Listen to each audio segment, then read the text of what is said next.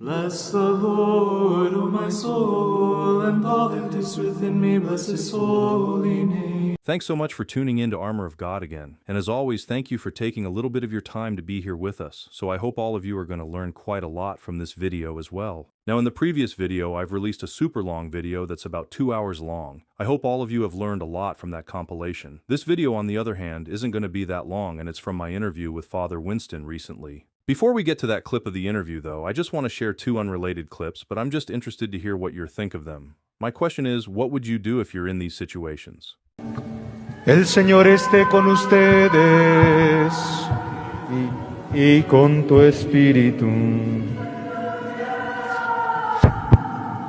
Lectura del Santo Evangelio según San Juan. Gloria al Señor. And here's the second clip. Yeah, I'm gonna start playing now. Yep. All right. Bye-bye. Bye. All right. Oh.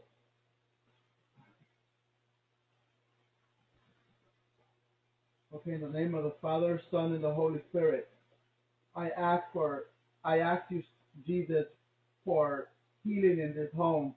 I ask you to take these demons away from my house.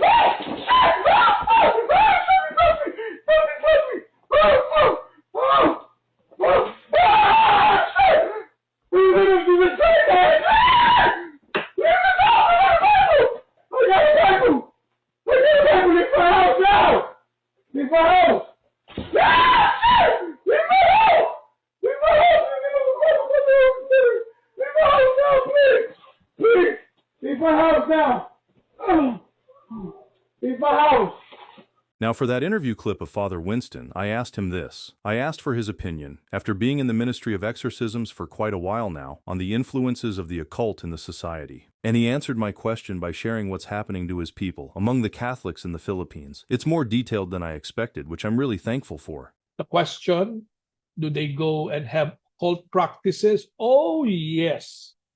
Every type.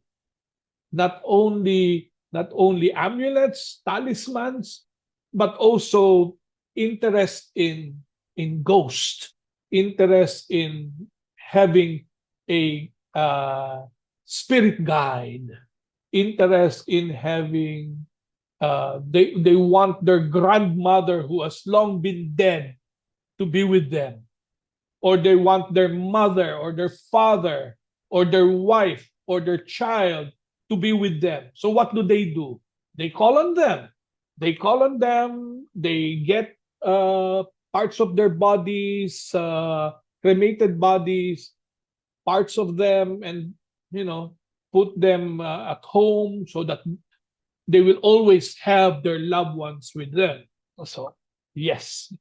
And of course, when you talk about buildings, let us not talk about buildings in the Philippines. Every building is contaminated. Why? Because people believe that if they reach rock basement or the rock level, they have touched another kingdom. So what do? They have offerings of blood. They have offerings of blood. We call this padugo. They offer peace offerings of animal blood.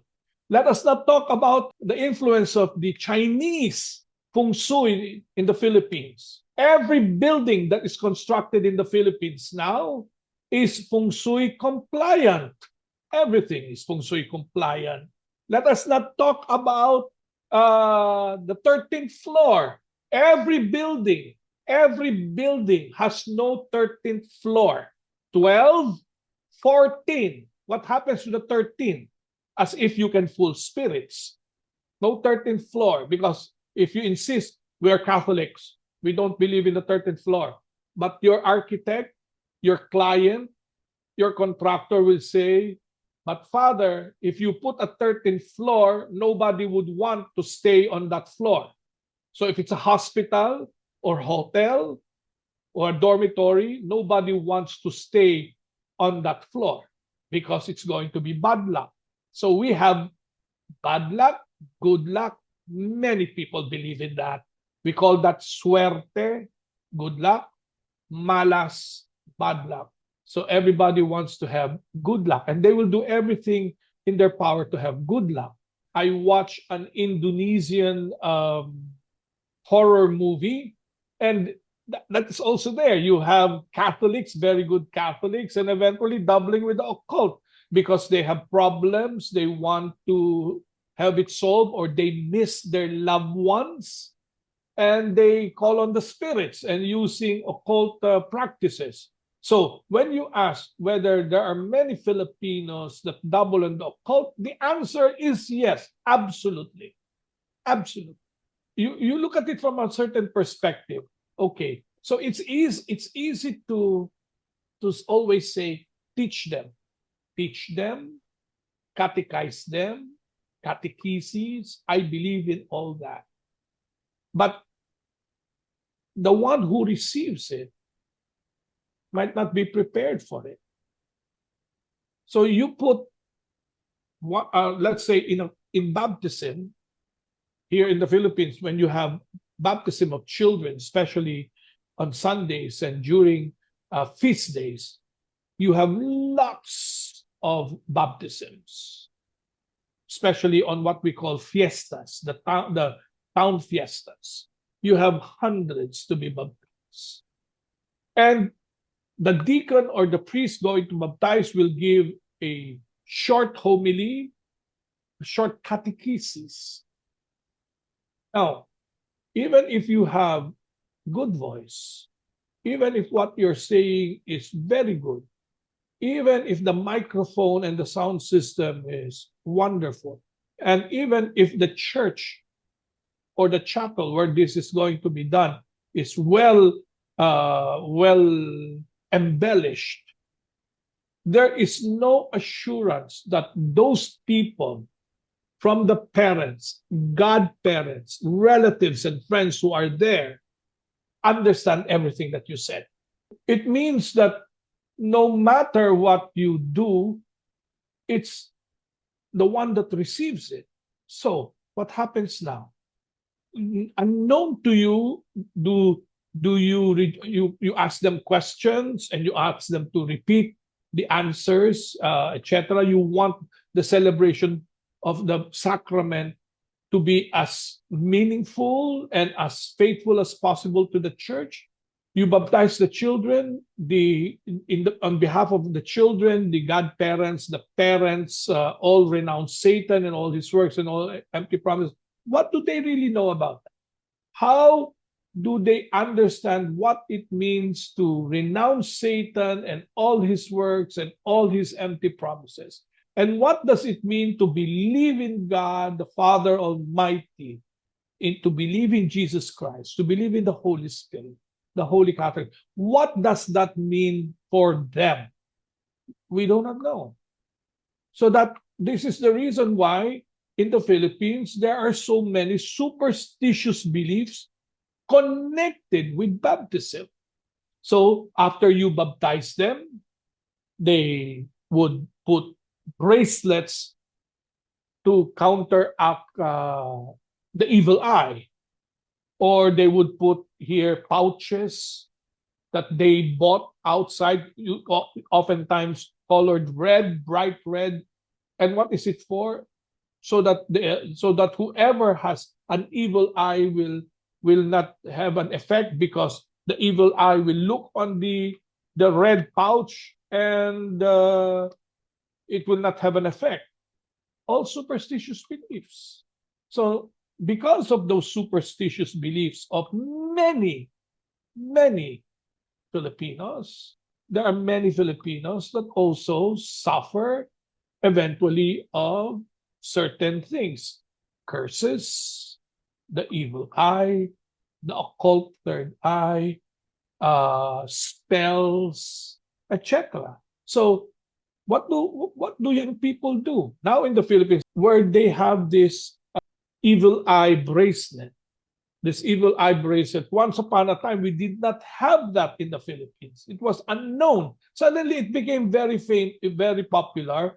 I wonder where they got it. I often see that in Turkey. You have this evil eye amulet against the evil eye that that I only found in the Near East, in Turkey, in Jordan, etc., but not in the Philippines. And then suddenly it's in the Philippines, and everybody wants to have them to protect them from the evil eye.